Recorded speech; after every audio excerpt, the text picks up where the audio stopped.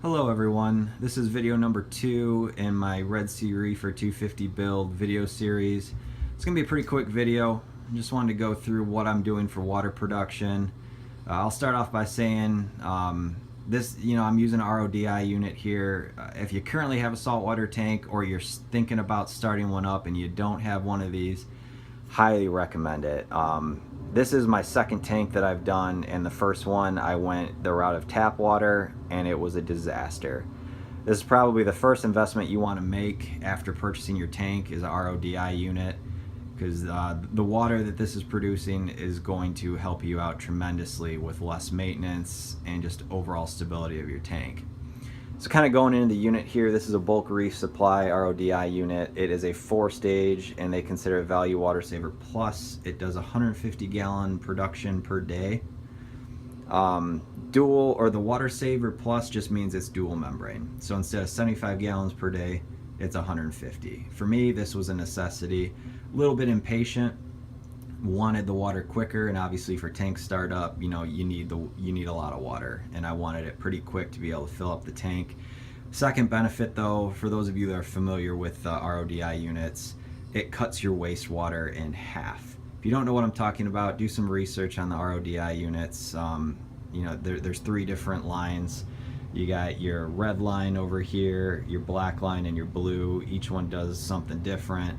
But yeah, having the dual membranes, I'm basically getting 1 for 1. So every 1 gallon of production water is 1 gallon of waste, where with other systems, it's more like 4 to 1. 1 gallon of production versus 4 gallons of waste. So you're going through a lot more wastewater if you don't have the dual membrane.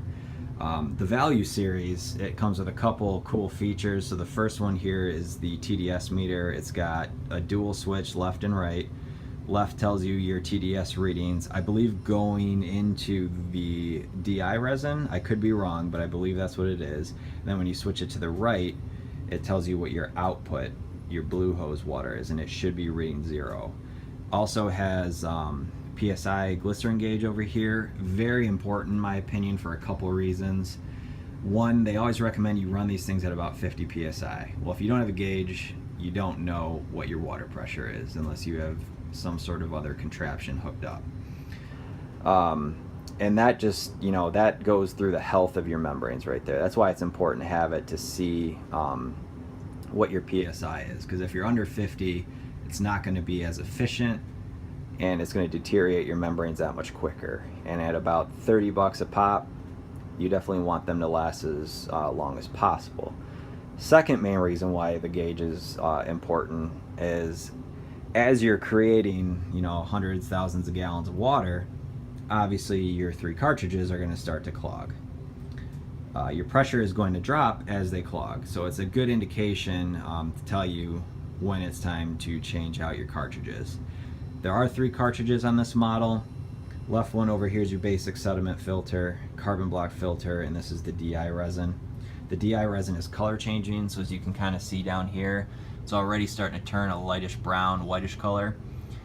The whole cartridge will eventually go completely white when it is depleted and it is time to change the resin. That'll probably be the first thing to go versus the sediment and carbon block filter. But it's fairly cheap. The sediment and carbon block filters are about 13 to 16 bucks each. The DI resin is fairly cheap, 5-6 bucks a pound. I'm not exactly sure how much it takes, but I don't think it'll be that expensive. Another feature that you got on here that's really cool for the membrane health is this flush valve. So right now it's up in the restricted mode, and that's just basically for your normal water production. If you turn it clockwise, it goes into flush mode, and that just basically puts a lot more water through the membranes to help flush out any contaminants that it has gotten through the filtration process. So again, it just helps extend the life of these membranes. So like I said, over here I got red hose is your water into the system. This is one of the adapters that they provided, just a screw-on, faucet tub adapter. It's got a little lever here. Down is just normal water through your faucet. Turn it clockwise and it turns water into your red hose. They also have another adapter, garden hose. type adapter that if you wanted to buy like a Y adapter for your washing machine output, you could do that, where the washing machine goes into one side, garden hose adapter for RODI unit goes in the other. I decided to go this route, and it's been working fairly well so far, no complaints. My blue line, the output I have going into my 32-gallon Brute tubs over here. Basically the one on the right here is my RODI top-off water. The one on the left is my saltwater mixture. I also, in the left one, have a 150 watt heater and a circulation pump. Just basically I turn that on the night before I'm going to do a water change to get the water to temperature, same temperature that's in my tank, and then just, you know, make sure that the salt's been properly circulated throughout the water. The salt that I am using in my current setup is the Red Sea Coral Pro salt. This is the 175 gallon jug. A couple reasons why I went with this salt. One, it's a Red Sea product, excellent reviews. You really can't go wrong with anything Red Sea. Second, it has one of the highest calcium, alkalinity, and magnesium levels of any saltwater tank salt out there, compared to like Instant Ocean or even Red Sea's basic Red Sea salt.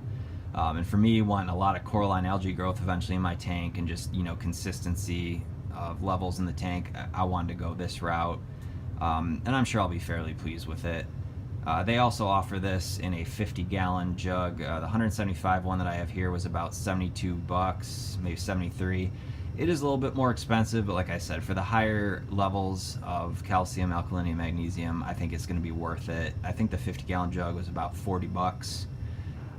So it just depends on the size of your tank, how much salt you're going to need. For me, with the initial setup, I wanted to have a lot of salt readily available, so I just, you know, went with the higher 175 gallon jug.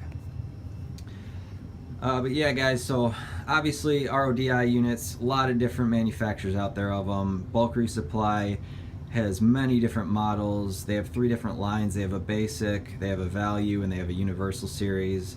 Just depends on how many membranes you want, how many cartridges, you know, if you want a second carbon block, if you want 2 DI. The basic ones that don't have like the TDS, the glycerin gauge, and the flush valve. Tons of different models to choose from. I highly recommend this one. It comes all pre-assembled. All you have to do is really cut the zip ties off your lines, input the one into your faucet, and then, you know, find out where your wastewater's going, put your production line out there. Really easy to use, no complaints, really happy with it. This one was about $240 from their website. They range as low as about 140, and they go up as high about 400. So, you know, just depending on what your needs are, they definitely have it available. Please feel free to leave any comments, suggestions, questions below. I'd be happy to answer any questions about the product or, you know, what I'm actually doing. But yeah, thanks for watching.